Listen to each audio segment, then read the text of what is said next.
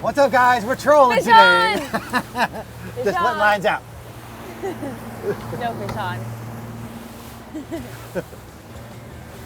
What's going on, Darcizzle? Today, what are we doing?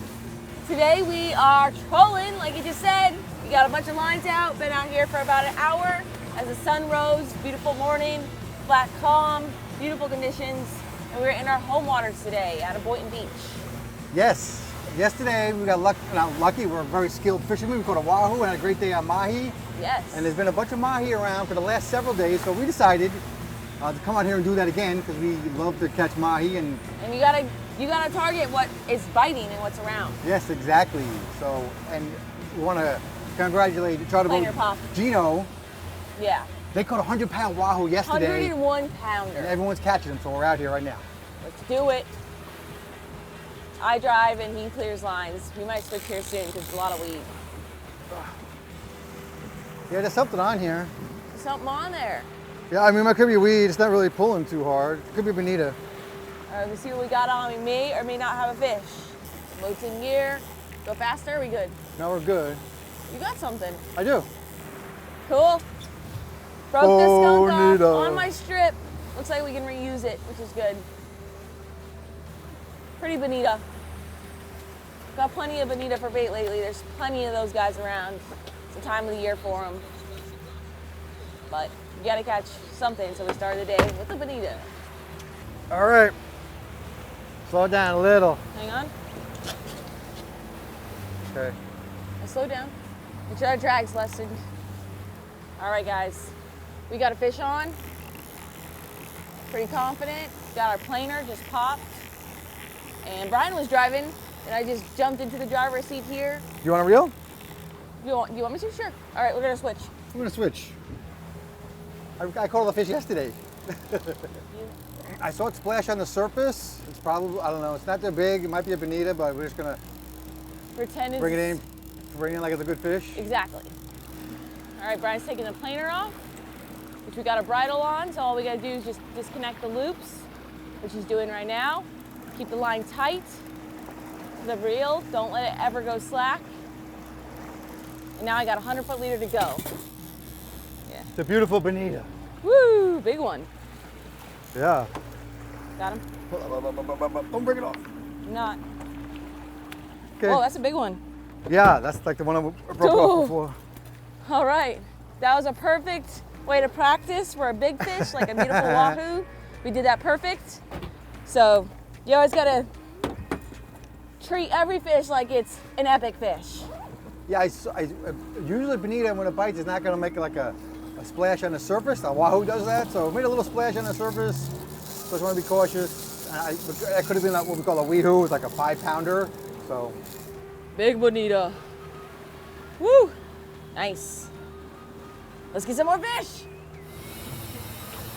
Camera on. You got it? you're on. You're on. All right, got a fish on.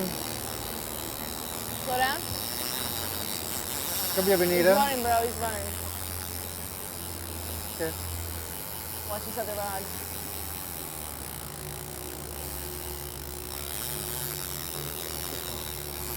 Still running, Brian. All right. All right, guys. Hooked up on the next fish. This took quite a bit of a run, so we're gonna see what it is. I'm excited though. You never know when it comes to fishing. Speed me back up. Good, good. This fish is going fast. I put it down in a low gear, but I just took it out of low gear because this fish is swimming fast, which makes me think it's something good. I'm not gonna say the word though. Just get in line, keep that boat in gear. And I could tell when that fish was swimming too fast. And that's why I told Brian, speed up the boat. Just want to keep it tight at all times. Brian's taking the weight off.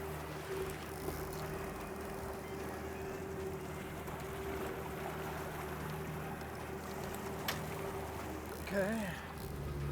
All right, it's backed up on the drag a little bit as this fish gets closer to the boat. Just in case he wants to do a crazy run and he sees the boat. We don't want to break him off or pop the hook out or anything like that. We're gonna just take our time here. Brian getting the gaff ready. and we're just bananing towards the fish. So we keep them on this side of the boat. That's where we want them. That's how you control big fish.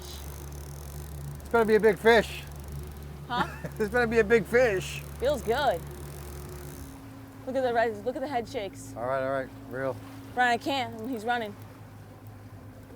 You're going into the current now. All right, last few cranks here. No color yet.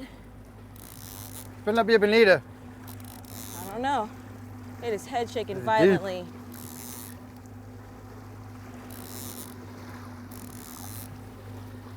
Woo! It's head shakes. Get him, Brian.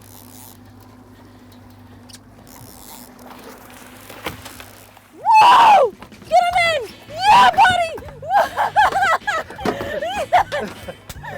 What do you want to call it? It's a beautiful wahoo! Woo! Yes! Right in the kingfish zone, bonita zone. Fish is in the boat. That is a stud. That's what I'm talking about. Caught a wahoo yesterday. Caught a wahoo today. Everybody's eating wahoo. Woo! Woo! I'm pumped. Woo, that adrenaline was just running and I felt those massive head shakes. I knew it was a wahoo the whole time. I knew it. Didn't want to call it though because I don't want to jinx things like this. We had 2 bonita strips out, okay?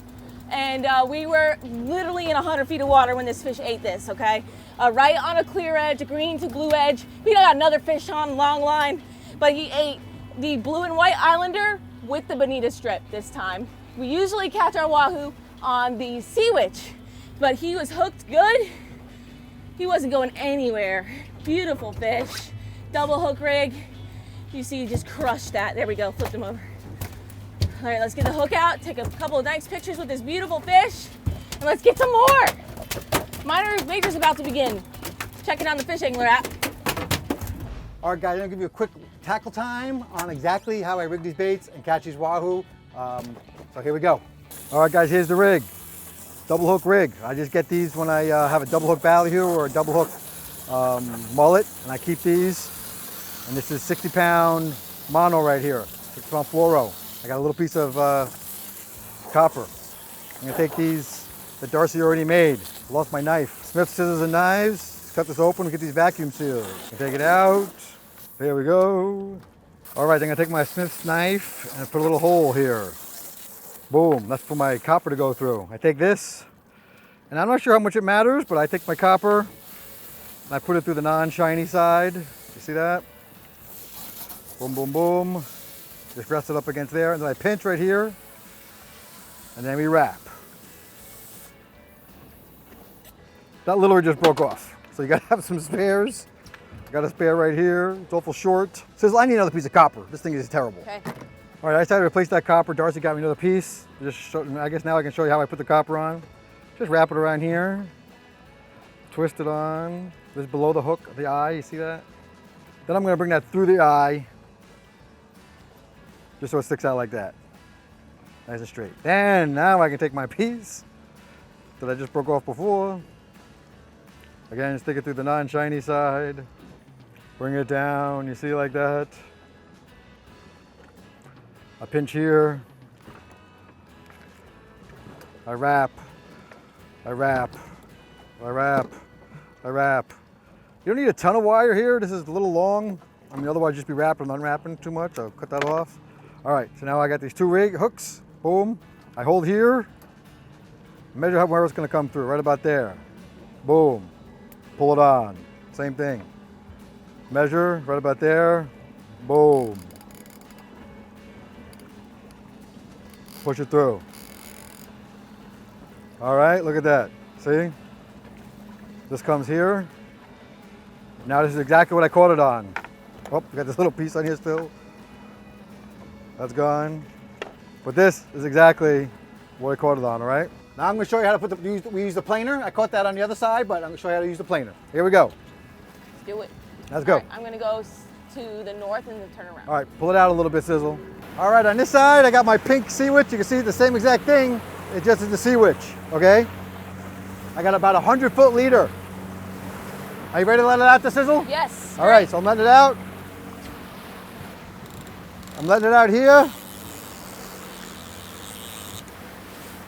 La da da, it's going out, my 100 feet.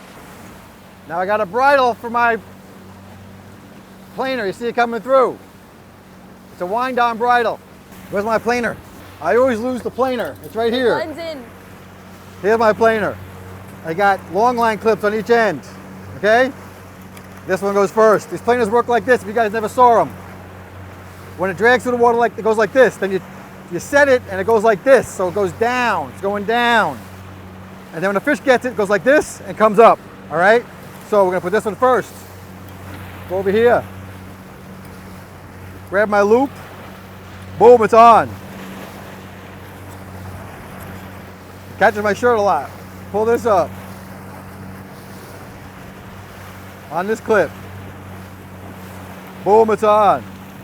Okay, now it's in. Now I'm gonna let it out some more. I like to keep it at a 45-degree angle. It's gonna creep. It's not, sometimes you can set it just like this. Oh, like today I worked, all right? Usually it doesn't. All right, so there you go. Put the clicker on, set the drag so it's not coming out. If it's creeping, it's catching. So creeping once in a while, especially down sea or whatever, is fine. That's how we catch most of the wahoo. Explain the speed, because everybody's going to ask you how fast we're going. That's a Guggen question. I'm sorry. A little bit of jest, but you're going the speed which your lures are running correctly. Okay, you want to run. You kind of want to run lures, you know, that travel at the same speeds, and maybe depending on the species, you want to speed up or slow down. But unless you have ESP or you're Dr. Doolittle, I don't know how fast the fish want you to go. You know, some fish are faster than others. Like wahoo might be faster. Right. But again, it depends on the baits. We're pulling strips, which is really, you can pull those pretty fast. Okay. And you know, but if you have a naked ballyhoo out there, you know, you're going to be pulling dead bait slower than that. Okay, or if you have a dredge or something. All right, so it's whatever your lures can handle, and they look, whatever makes them look the best, that's what you're doing. And last but not least, your speed will also depend if you're going into the current or out of the current. So for example, I'm going like 7 knots into the current today, and then when I turn around and go with the current, I'm going 9, 10 knots. So you really just can't ask that question because it varies from place to place where you live. Yeah, one other thing on that is, you know, I don't know how rough it is. If it's rough as heck, your lures and your baits are going to be jumping all over the place. Like, so you got to slow down. If it's calm, you can run fast, and your charters will just plug right along. You know, so yeah. So much stuff depends. Like, I can tell you 4 knots or 7 knots. It just doesn't matter. It depends absolutely on what you're doing. It's like, you know, but you know, really generally, I mean, if you're live bait, you know, bump trolling, live bait. I mean, you're going under 2. If you're regular trolling with dead bait, you know, you're doing 4 or 5 or 6. If you're trolling with just lures you can go 20 if you want, you know, and that might be what you do when you want to, you know, cover some more ground. So it's just everything to trade off. Yeah, like we were trolling yesterday and I was going a slightly different speed than I'm going today. So we had waves and I was bouncing. So anyhow, long story short is, whatever makes your lures look pretty in the water. There you go. It's bait. It's all about bait presentation. You're presenting your baits the best. Right. If that's 6 or 7 or 8 or 4 or 5, I have no idea. Okay, there you go. A little life advice. Good job. Love you. Woo! All right, guys, what's up? We are back at the house, and I'm going to show you my cooler here, my 165 quart that is full of fish right now. But before I do that, check out our brand new 2018 F250 Super Duty diesel truck. We're very happy and excited about it because our F150 was getting run to the ground, and at the time when we purchased the F150, we were not towing consistently like we are now. So this is Brian's new truck. We're pretty happy, and I, of course, tow the boat on the way home, so both of us do the work. But anyhow, back to the cooler. Let's get it open. And in here, it'll show you just a little bit of my process and how I store fish because, like, for instance, this week I fished 4 out of 5 days. So a lot of those days I don't have time to clean the fish at the end of the day. So in order to keep the fish nice and fresh and cool, which I will show you right now, I have these hard packs in here that help keep the ice. So I take these out, and then I will pack the fish in here with basically a layer of ice on the bottom. You can do a slurry as well. A lot of people like a saltwater slurry. I don't live near saltwater and don't have access to saltwater all the time, so this works best for me. So again, a layer of ice on the bottom, put the fish in the middle, but try to stack them vertically. These guys kind of turn on their side, but I like to put them straight up and down so that way their innards and their guts stay down with gravity, and then pack another layer of ice on top of them. And that's how a lot of my fish, if you've been watching my videos and paying attention, you'll know that a lot of my fish are like solid frozen. They're like a fish popsicle. So here we go. Here's the wahoo we caught. Beautiful fish. And we're gonna pull him out. And then the very next day, we caught all of these fish that are in here. So we got a beautiful Almaco jack. We've got some vermilion snapper, some silk snapper, and you guys are gonna be seeing that video, of course, right after this episode. It'll be uploaded next. Giant Almaco, and then there's a huge kingfish in there, which is a little sneak peek for tomorrow's, or the next video. You can see his head right there.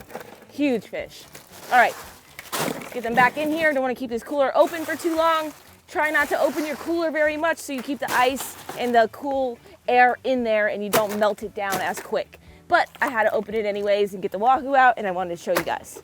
All right, let's get that closed. Now let's head over to the fillet table and fillet this beautiful sushi fish. I did not get an official weight on this wahoo, but it seems like he's gonna be probably high teens. I would say 17, 18 pounds this wahoo is. So nice fish. Let's dive right into it. Of course, I got my 2 knives, my 7 and my 9. Gonna select the 9 to fillet this beautiful fish. And we're gonna check out how delicious this meat looks, but with wahoo, they are one of the best out there and one of my favorite fish to catch as well. It's just the general adrenaline rush you get from a wahoo is just absolutely amazing. And we're just gonna run this blade all the way down the back of this fish. And then I'm gonna kind of break him up into sections so that way he's a little easier to handle. Go through the tail, cut that out. And then we're just gonna do nice long slabs or strokes here. Follow that backbone. And there's a lot of flex in this blade here too. You can see why I like it so much. I can really flex that blade and just get it nice and tight and as close to those bones as possible. And just really feeling with the blade. That's how you do this. Practice makes perfect, of course. All right. Wow, this meat is looking amazing. So excited to have fresh sushi.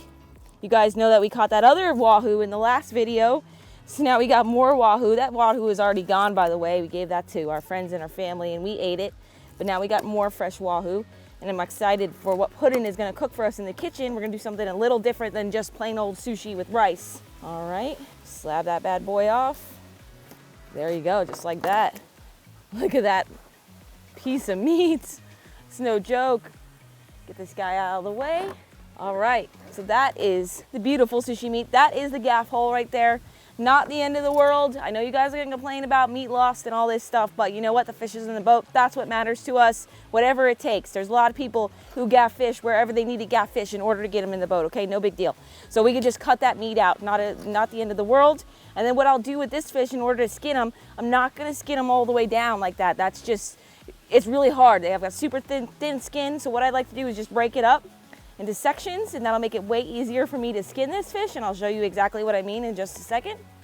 And then, by the way, these fish hook and anchor bracelets I'm wearing, particularly my sterling silver necklace, I have a wide variety of awesome saltwater species, or sterling silver saltwater species available in my website, darcizzleoffshore.com, that I hand make myself. So if you're interested in getting a fancy, whatever it is, it's a sailfish, I've got conch, largemouth bass, pompano, snook, you name it, most of it's there. So please check that out if you're interested, and be really happy if you want to go ahead and support me and my channel. And like I said, I may hand make all of them. I also have sterling silver fish hooks. Okay, so now I'm going to show you exactly what I mean here. We got our pieces, and right down the middle, you can actually see right here, there's a bloodline. We did bleed this fish a little bit. Look at it glistening. It's so pretty. So there's a bloodline. So what we can do here is just follow that bloodline down. I'm going to use that same 9-inch knife, and then turn your knife down and just slab that off. Okay, just like that. And now you got a wahoo steak.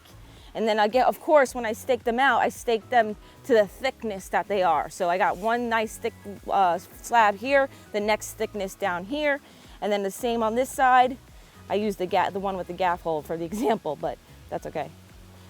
Okay, so then you just knock it out just like that. And what you have left is just the pin bones and the bloodline right in the middle. No waste, okay? And then for here, that's just gonna be cut out.